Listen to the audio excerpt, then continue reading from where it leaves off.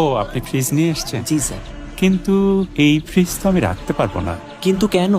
আসলে যিনি ডোনেট করছিলেন ওনার একটা সমস্যার কারণে এখন উনি টাকা দিতে পারবেন না। স্যার আমাকে কপালে আর ফ্রিজ নাই। স্যার, আপনি বরং এই ফ্রিজটা নিয়েই যান। এতগুলো বাচ্চার মনে কষ্ট দিয়ে এই ফ্রিজ আমি ফেরত নিতে পারবো না। কিন্তু টাকা? ওটা নিয়ে ভাববেন না, আমি দেখে নেব। জামান সাহেব, ফ্রিজটা ডেলিভারি হয়েছে? জি স্যার। পেমেন্টটা?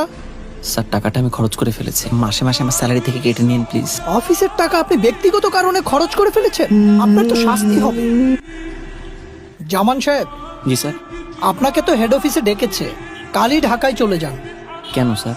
যে এই কাজ করেছেন, না ডেকে উপায় আছে?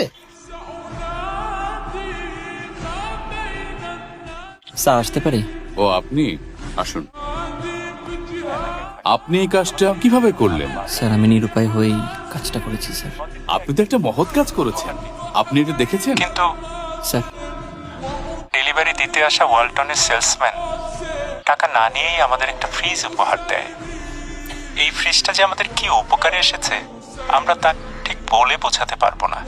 এবং আপনার এই মহৎ কাজের জন্য ওয়ালটন আপনাকে প্রমোশন ও ইনক্রিমেন্ট প্রদান করছে, এবং যে রেফ্রিজারেটরটি আপনি ওদেরকে দিয়ে এসেছেন সেটি ওয়ালটনের পক্ষ থেকে উপহার হিসেবে ওদেরকে দেওয়া হচ্ছে। We are really proud of you.